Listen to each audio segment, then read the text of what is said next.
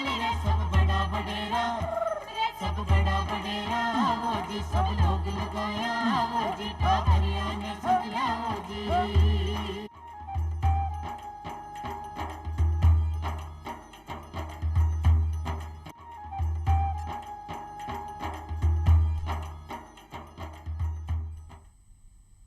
चौपाल का सभी दर्शकों ने राम राम।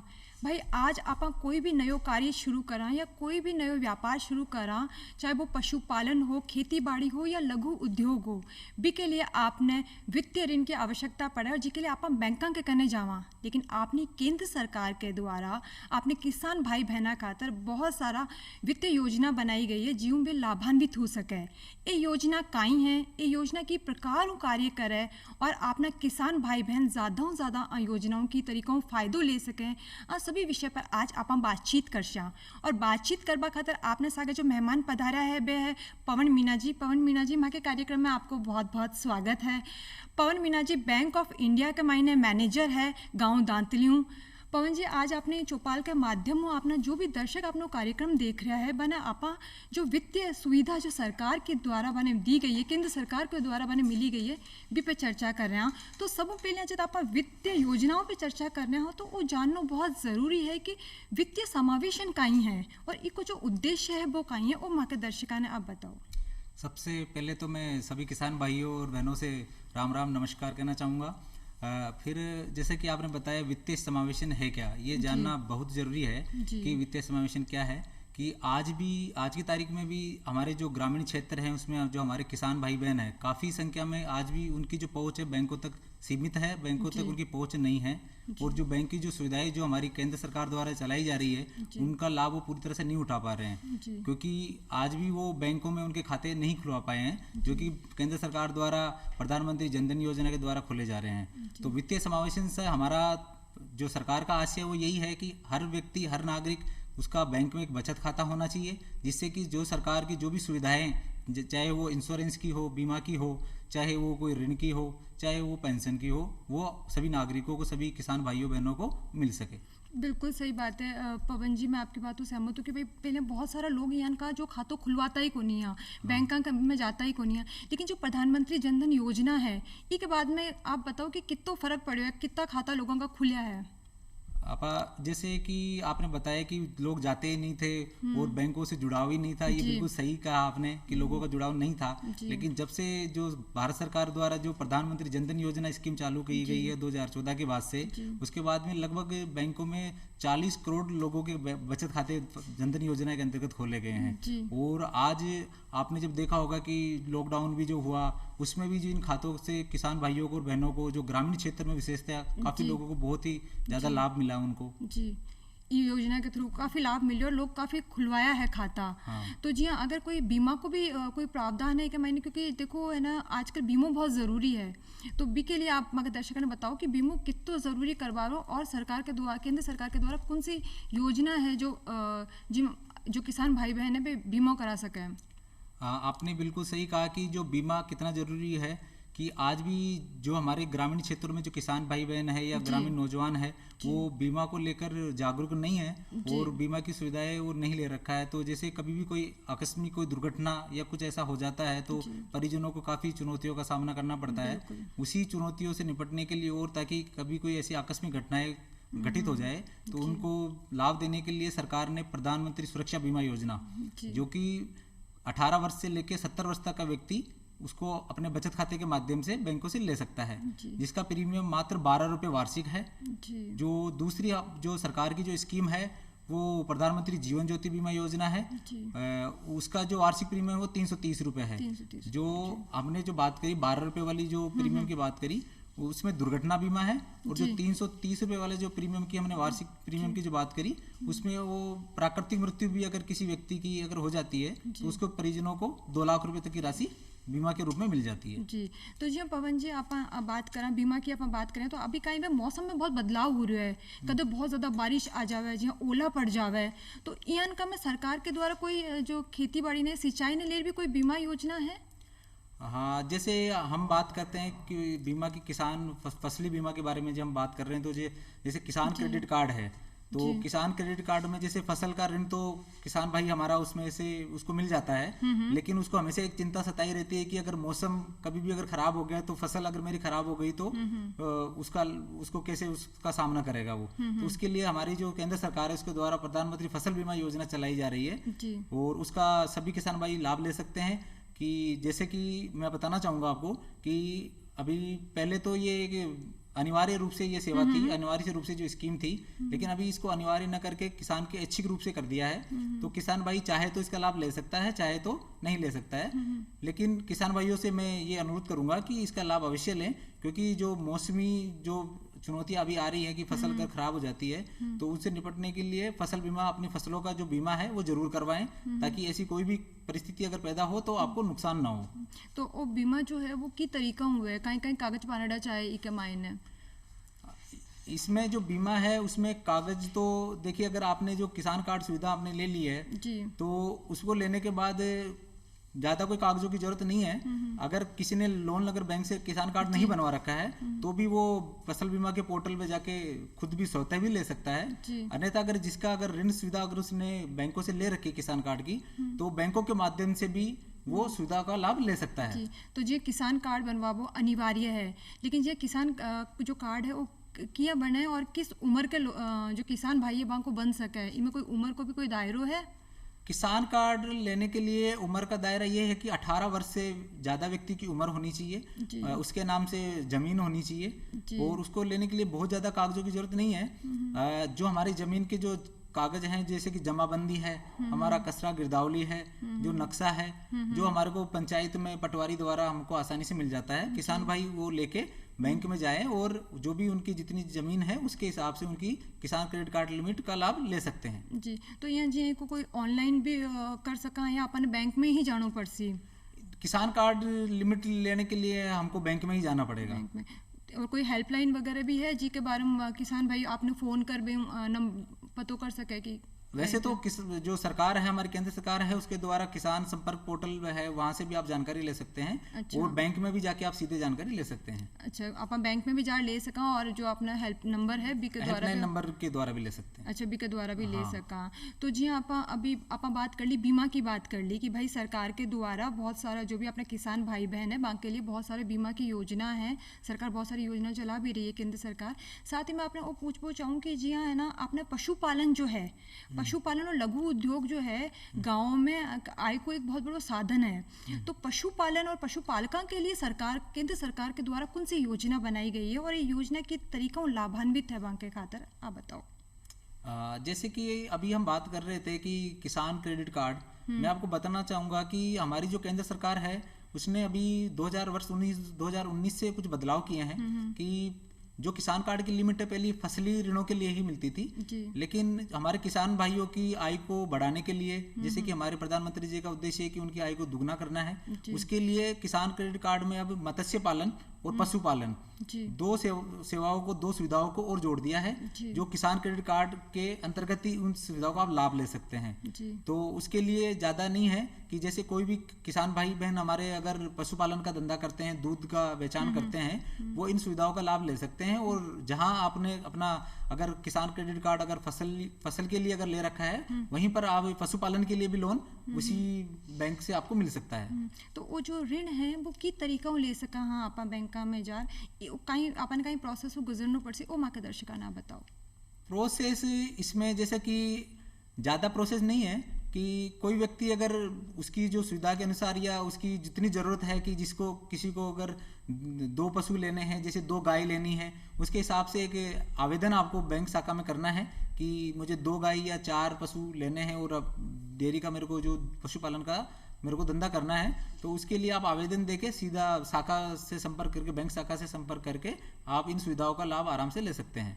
अच्छा, मतलब कि जी मान लो अगर मन आपनो पशुपालन करना है, तो मैं 5 गायें ली, 6 गायें ली, तो मैं बैंक में गई, तो बैंक में जा मैं बने ऋण के खातर तो कोई दस्तावेज वगैरह भी चाहिए जब मैं, और की तरीका हूँ कि जी हाँ कोई दस्तावेज चाहिए या फिर कोई या इनको कोई प्रोसेस है, क्योंकि लोन लेवा तो कहीं ना कहीं तो अपन बेटे रखना पड़ता लो ना। नहीं, इसमें क्या है कि जो सरकार है वो यही तो है कि किसान क्रेडिट कार्ड जो लिमिट है उसमें पशुपालन को जोड़ने का एक कारण यही था कि आज हमारा जो पशुपालन का जो व्यवसाय है वो ग्रामीण क्षेत्रों में जो महिलाएं हैं, चाहे हमारे किसान भाई हैं, काफ़ी लोगों का एक आजीविका का साधन है। और इसके लिए कोई सिक्योरिटी या जिस तरीके का आप बात कर रहे हैं कि कोई चीज़ प्रतिभूति के रूप में देना पड़े बैंकों में, ऐसी कोई जरूरत है नहीं उसके लिए।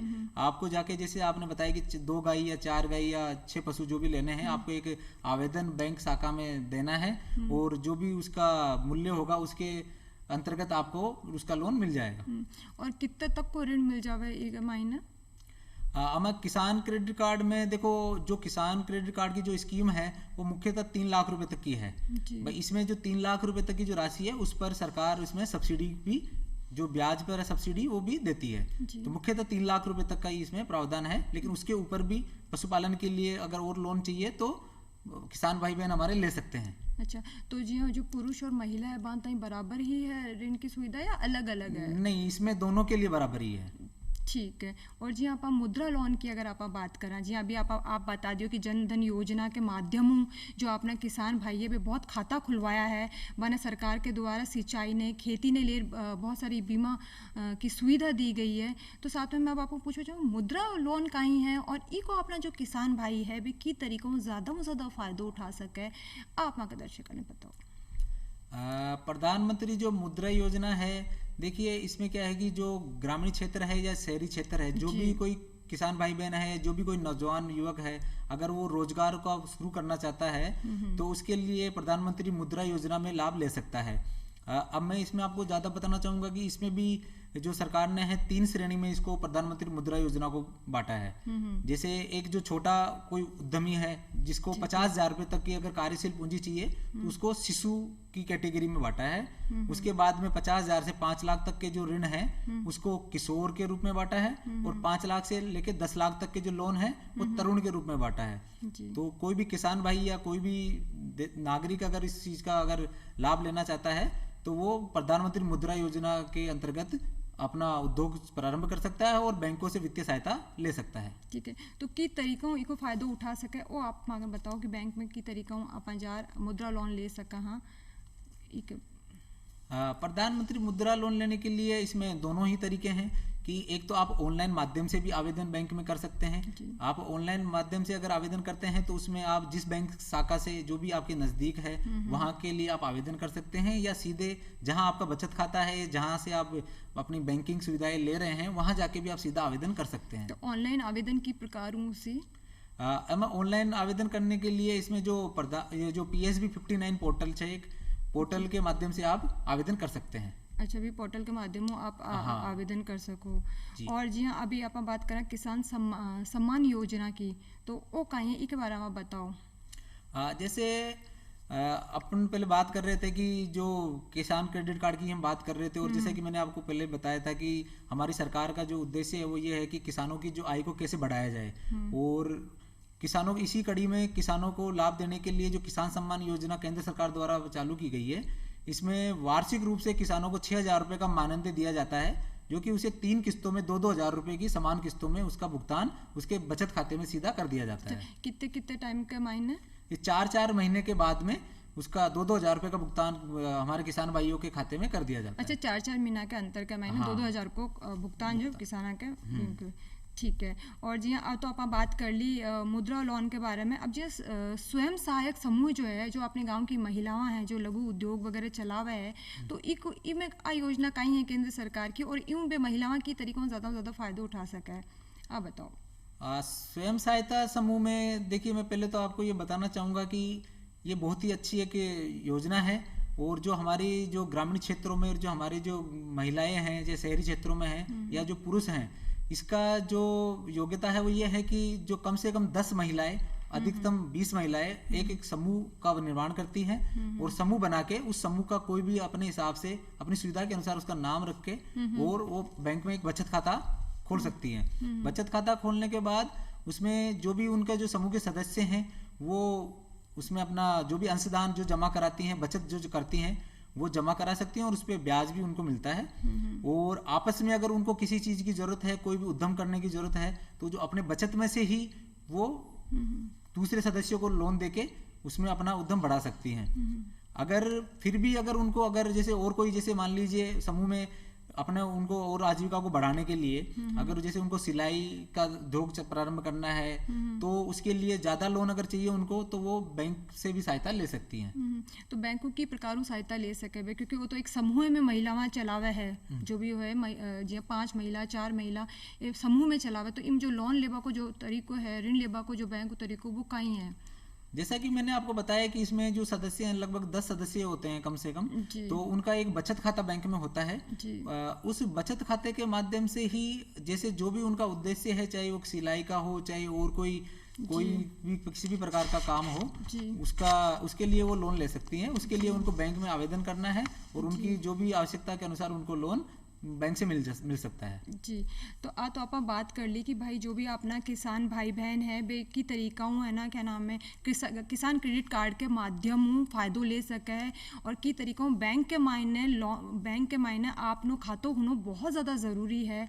आप की तरीकों बीमा करा सका, आ सब तो आप बात करी, लेकिन कहीं है पवन जी की जी आप बात करा पेंशन की कि आप अभी तो कमा सका, लेकिन बुढ़ापा में सबने पेंशन की ज़रूरत पड़े है। तो आपने जो केंद्र सरकार है बी के द्वारा जो वित्तीय योजना बनाई गई है, तो इनमें पेंशन को भी कोई प्रावधान है? तो वो माँ के दर्शका ने बताओ कि कहीं पेंशन को प्रावधान है और आप ना किसान भाई बहन ज़्यादा इको क्या फ़ायदो उठा सका है, आप बताओ। जैसे कि आपने बताया कि पेंशन का है, आपने बहुत अच्छी बात बताई है, और मैं इसमें बताना चाहूँगा कि जैसे कोई भी व्यक्ति जो सरकारी नौकरी में होता है या संगठित क्षेत्रों में होता है तो उनको पेंशन एक 60 वर्ष की उम्र के पश्चात या सेवानिवृत्ति के पश्चात उनको एक निश्चित रकम पेंशन के रूप में मिलती है। लेकिन जो बेरोजगार व्यक्ति है, जो असंगठित क्षेत्रों में जो कार्य करते हैं, चाहे भले हमारे किसान भाई हो या मजदूर भाई हो, जो भी ग्रामीण क्षेत्र में हो या शहरी क्षेत्र में हो, उनको पेंशन कैसे मिले उसके लिए मैं बताना चाहूँगा कि केंद्र सरकार की बहुत ही अच्छी योजना है, अटल पेंशन योजना के नाम से है। अटल पेंशन योजना के नाम से है। इसमें जो भी व्यक्ति कम से कम 18 वर्ष से लेके 40 वर्ष तक का व्यक्ति इसमें पेंशन का लाभ ले सकता है। और इसमें पेंशन की राशियां भी अलग अलग है। जैसे कि इसमें पेंशन की राशि 1000 रुपये भी है, 1000 से लेके 2000, 3000, 4000 और 5000 है। और इसमें जैसा कि मैंने आपको बताया कि जो न्यूनतम उम्र है वो 18 साल है, अधिकतम 40 वर्ष है। तो मैं बताना चाहूँगा आपको कि जैसे अगर कोई व्यक्ति अगर 18 वर्ष में पेंशन ले लेता है और उसमें भागीदार बन जाता है और उसमें अगर वो उसको आगे बढ़ाता है तो उसका प्रीमियम कम आएगा, जो व्यक्ति ज़्यादा उम्र में लेगा उसका प्रीमियम अधिक आएगा। और 60 वर्ष की उम्र के पश्चात उस व्यक्ति को जो भी उसने पेंशन जो भी राशि उसने ली है उसके बाद उसको गारंटीड वो पेंशन मिलना उसको शुरू हो जाएगी। तो जी हाँ, आप बता रहे हो कि जो 18 साल ले 40 साल तक का जो व्यक्ति है मैंने जमा करवाना हुआ बैंक में, जिसके माध्यम से मैंने 60 साल की उम्र के बाद पेंशन शुरू हो जावे, तो कितनी राशि जमा करवावा की जरूरत है और भी को कई तरीकों पे करवावे वो मैं दर्शक ने बताओ भी को कई प्रोसेस है। जैसे कि मैंने आपको बताया कि जो पेंशन है वो उसमें अलग अलग रकम है। जैसे कि कोई व्यक्ति अगर 1000 रुपए की पेंशन लेता है और किसी की अगर उम्र जैसे 18 वर्ष में प्रारंभ कर देता है, तो एक आपको उदाहरण के तौर पर जैसे बताता हूँ कि अगर किसी व्यक्ति की अगर 18 वर्ष उम्र है और 1000 रुपए की पेंशन के लिए उसने आवेदन किया है तो उसका मासिक जो प्रीमियम आएगा वो 42 रुपये आएगा।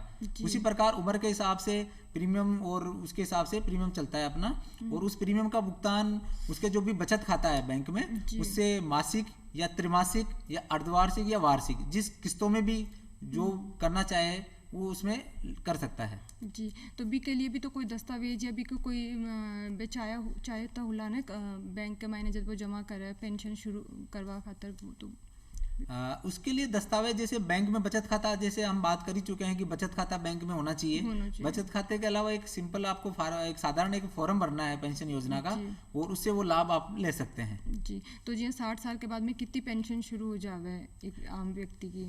तो उसमें जैसे मैंने आपको बताया कि इसमें जो पेंशन की रकम है वो 1000, 2000, 3000, 4000 या 5000 जिसका भी चुनाव उसने चयन उसने किया है, किसान भाई ने या जो भी हमारा भाई बहन उसने किया है उसका उसी का अनुरूप उसको फिर पेंशन का भुगतान उसको मिलेगा 60 वर्ष के पश्चात। जी, तो जी 18 लेट 40 साल की उम्र में जो आप पैसा भरा बैंक के मायने, लेकिन कई बार ये इनकी सिचुएशन आ जाए, कई बार इनकी परेशानी आ जाए कि आप पैसा नहीं भर सका भी बैंक में, तो भी कंडीशन में कहीं हुआ है। अगर बिल्कुल आपने बहुत अच्छी बात बताई है कि कई बार जैसे कि 18 वर्ष में कोई व्यक्ति ले लेता है और वो उसको हो सकता है कि 5 वर्ष या 10 वर्ष पश्चात उसकी आर्थिक स्थिति नहीं रहे या दुर्घटनावश अगर किसी व्यक्ति को कुछ अगर हो जाए, तो उसमें अगर कोई व्यक्ति अगर किसी आर्थिक कारणों से अगर नहीं भर पाता है तो एक एप्लीकेशन देके बैंक में उसको रोक भी सकता है।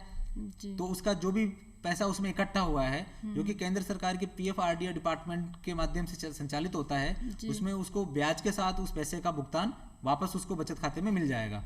जी। और मैं ये बताना चाहूँगा आपको कि इसमें अगर जैसे किसी व्यक्ति की अगर उस उम्र के दौरान 18 से 60 वर्ष के दौरान या जो भी उम्र में उसने लिया है उस दौरान अगर व्यक्ति की मृत्यु हो जाती है तो उसका जो भी नॉमिनेशन है, उसमें जो भी वारिस उसमें नाम लिखा है, नामिती है, उसको उस पैसे का भुगतान कर दिया जाएगा। अच्छा, जो भी को वारिस हुई ना बीपीसा को भुगतान कर। लेकिन जी हाँ पवन जी, एक और बात पूछनी चाहूँगी। जी हाँ, आप क्योंकि 18 को लेर आप 60 साल की उम्र तक, मतलब 40 साल की उम्र तक आप जो पैसा बैंक में भरशो बी के बदले में आपने पेंशन मिलसी। लेकिन जी कोई व्यक्ति है कि 18 साल की उम्र शुरू करो और वो 50 साल की उम्र में अगर वो सारों पीस में एक साथ निकालबो चाहे तो बी को कोई प्रावधान है या वो को नहीं निकला है? नहीं, वो बिल्कुल निकाल सकता है। जैसे कि मैंने आपको बताया कि इसमें ऐसा कोई भी ऐसा प्रावधान नहीं है कि एक बार चालू करने के बाद आप उसमें से पैसा नहीं निकाल सकते। इसमें जब भी अगर किसी व्यक्ति को अगर ऐसा लगे कि वो अब ये प्रीमियम जो भी पेंशन का है वो भरने में अक्षम है, नहीं भर सकता है, तो वो एक आवेदन बैंक में देके उस पैसे को निकाल सकता है। और जी हाँ बापा, आ तो बात आपा कर ली बीमा की, पेंशन की, और जो अपनी जो महिलाएं हैं जो लघु उद्योग घर में चलाबो चाहे वे की तरीकाओं ऋण ले सके बैंकों के माध्यमों, आ तो आप बात कर ली। अब मैंने अब बताओ कि जी अभी डिजिटल को बहुत टाइम चल रहा है, तो डिजिटल बैंकिंग तकनीकी काई है आप माँ के किसान भाइयों ने बताओ, क्योंकि वो जानना बहुत ज़रूरी है कि डिजिटल तकनीकी है काई आखिर।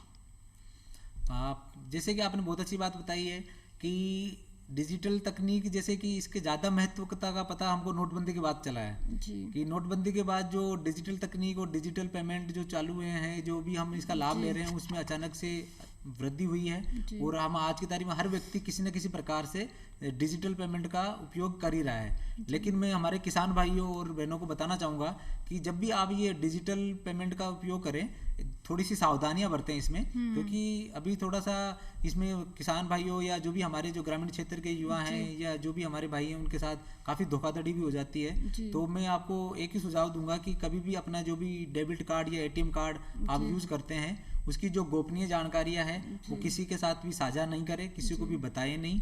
जो भी हमारे पास मोबाइल में ट्रांजैक्शन का OTP आता है उसका भी आप किसी को नहीं बताएं।